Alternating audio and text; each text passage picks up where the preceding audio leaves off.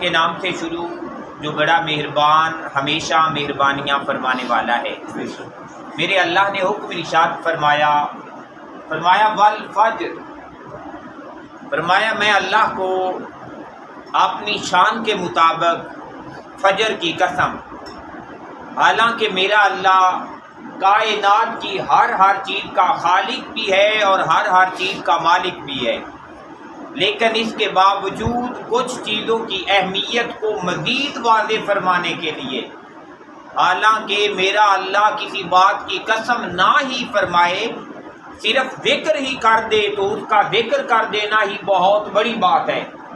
لیکن میرے اللہ نے فجر کی قسم کھائی۔ مفسرین کرام نے بے شمار معنی بیان کیے کہ اس فجر سے کیا مراد ہے، اور ایک معنی ان میں یہ بھی بیان کیا کہ اس سے مراد نماز فجر کی قسم ہے،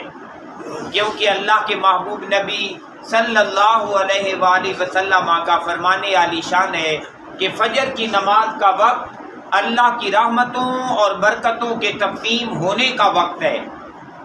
جو فجر کی نماز میں حاضر اور شامل ہو گیا وہ اللہ کی رحمتیں اور برکتیں پا گیا، اور جو فجر کی نماز سے محروم ہو گیا وہ اللہ کی رحمتوں اور برکتوں سے محروم ہو گیا۔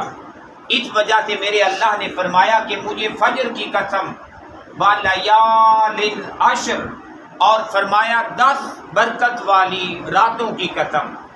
ان 10 راتوں کے بارے میں بھی مفسرین کرام نے بے شمار تفاسیر بیان فرمائی۔ کئیوں نے کہا کہ ان 10 راتوں سے مراد محرم الحرام کی 10 راتیں ہیں جو اللہ کے نزدیک بڑی برکت والی، بڑی شان والی اور بڑی عزت والی راتیں ہیں۔ کئیوں نے کہا کہ ان سے مراد وہ قربانی ذی الحجہ کی پہلی 10 راتیں ہیں جو اللہ تبارک و تعالیٰ کے نزدیک بڑی عزت والی اور شان والی راتیں ہیں۔ گویا پیارے بھائیوں، راتیں جو بھی ہوں، دن جو بھی ہوں، گویا پتہ چلا کہ دنوں میں سے کچھ دن بھی ایسے ہیں جو اللہ کے خاص دن ہیں،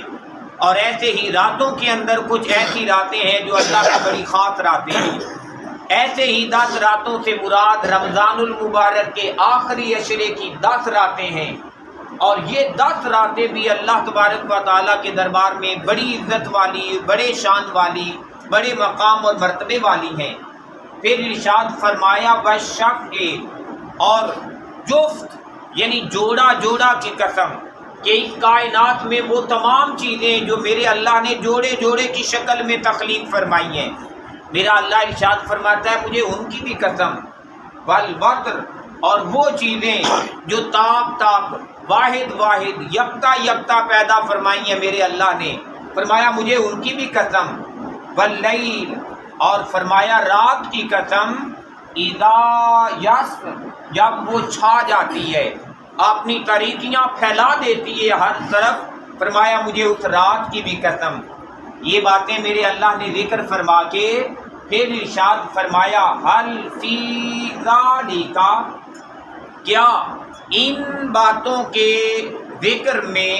قسم، یہ جو قسمیں بیان کی گئی ہیں، لذی حجر، فرمایا ضرور بصیرت ہے، نصیحت ہے ان لوگوں کے لیے جو عقل اور شعور رکھنے والے لوگ ہیں، وہ اس بات کو جانیں کہ اللہ کا صرف ذکر کر دینا بڑی بات تھی، لیکن یہاں پہ میرے اللہ نے ان چیزوں کا صرف ذکر نہیں فرمایا، ان کی قسم ذکر فرمائی ہے، فرمایا یہ بڑی بات ہے۔ پھر ارشاد فرمایا الم تارا، کیا تو نے نہیں دیکھا کہ کیفا، کس انداز کے ساتھ سلوک فرمایا، فعل ربک، کیا آپ کے رب نے، بعاد، قوم عاد کے ساتھ، وہ قوم عاد جنہوں نے اپنے نبی کے ساتھ ٹکر لے لی، جنہوں نے اپنے نبی کی تعلیمات کو نہیں مانا، میرے اللہ نے ان کا انجام کیسا کر دیا۔ فرمایا کیا یہ تاریخ تم نے نہیں پڑھی؟ اس قوم عاد کا تذکرہ تم نے قرآن میں نہیں پڑھا؟ اور اگر تم نے پڑھا ہے کہ قوم بڑی تھی پر اللہ نے تباہ و برباد کر دی، تو میاں جس اللہ نے بڑوں کو اس دنیا میں نہیں رہنے دیا، تو تم پھر اللہ سے بغاوت کر کے کہاں بچ سکتے ہو؟ اس وجہ سے دنیا کی زندگی میں بغاوت نہیں کریں۔ پھر ارشاد فرمایا ارما، وہ جو ارم کے علاقے کے رہنے والے تھے، ذات العماد، فرمایا ذات العماد، وہ ایسے تھے اتنے اونچے اور لمبے جتنا ایک ستون ہوتا ہے۔ جیسے تم ایک بلڈنگ اور عمارت کو کھڑا کرنے کے لیے ستون بناتے ہو نا، فرمایا جیسے ستون ہوتا ہے اتنے مضبوط وہ بندے تھے، لیکن وہ ستونوں کی طرح مضبوط بندے بھی باقی نہ رہے، وہ اس دنیا سے چلے گئے۔ تو گویا جب وہ مضبوط بندہ چلا گیا ہے تو کمزور لوگوں نے بھی دنیا سے چلے جانا ہے۔ تو اس وجہ سے اپنی کمزوری پہ، اپنی تھوڑی عمر کے اوپر نظر رکھیں اور دھیان رکھیں، اور اس دنیا کی زندگی میں اللہ اور اس کے رسول کی نافرمانی والا کوئی عمل نہیں کرے۔ پھر ارشاد فرمایا میرے اللہ نے کہ وہ جو ستونوں کی مانند تھے، اللہ کی وہ جو لم یخلق، فرمایا نہیں تخلیق فرمایا، مثلھا ان کی مثل فی البلاد شہروں میں، فرمایا اس قوم عاد کے بعد اللہ تعالیٰ نے اس طرح کے مضبوط لوگ تخلیق ہی نہیں فرمائے، وہ اپنی مثال آپ تھے، ان کی مثال اور کوئی بھی نہیں ہے۔ پھر ارشاد پھر فرمایا میرے اللہ نے وَثَمُودَ، اور قوم سمود کا تذکرہ بھی تو پڑھیں، ان سمود والوں کا حال پڑھیں، الذین، وہ لوگ جابوا الصخر، وہ لوگ جو پہاڑوں کو، چٹانوں کو، بڑی بڑی چٹانوں کے اندر سوراخ بنا کے اپنے گھر بنا لیتے تھے، وہ جو پہاڑوں کی تراش خراش کیا کرتے تھے، بالواد، بہت بڑی بڑی وادیوں کے اندر، وادیوں میں جاتے، وہاں پہاڑ دیکھتے، وہاں چٹانوں کے اندر رستے بناتے، چٹانوں کے اندر گھر بناتے اور چٹانوں کے اندر رہا کرتے تھے۔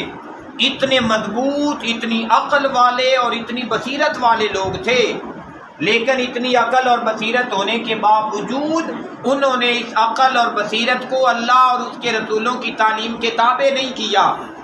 اپنی عقل اور بصیرت کو دنیا دنیا اور دنیا کے پیچھے لگائے رکھا، اور قیامت تک آنے والے لوگوں کے لیے نشان عبرت بن گئے۔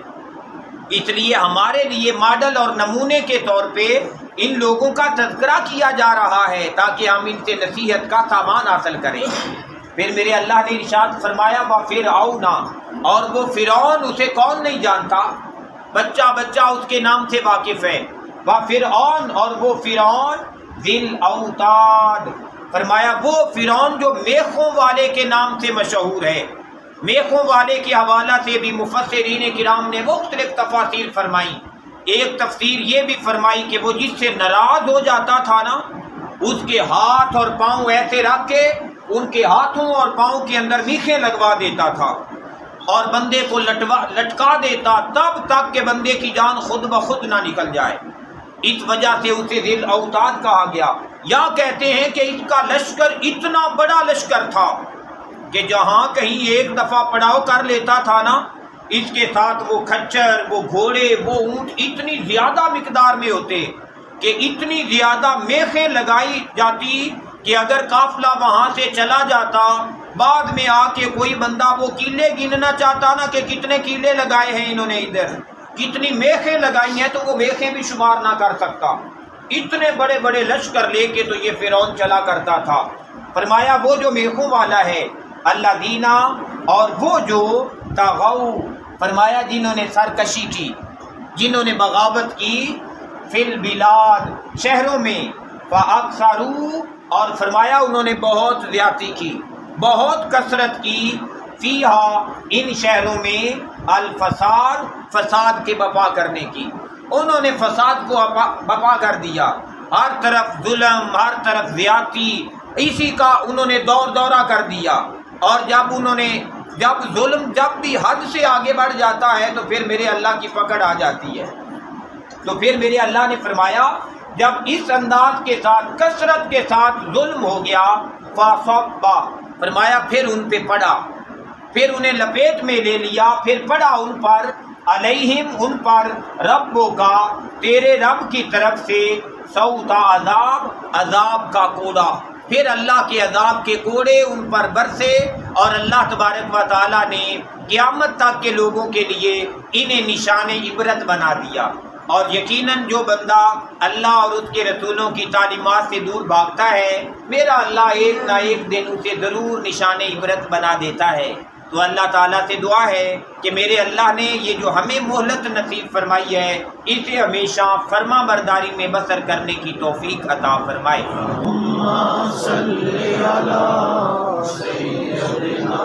و مولانا محمد آلہ و صحبہ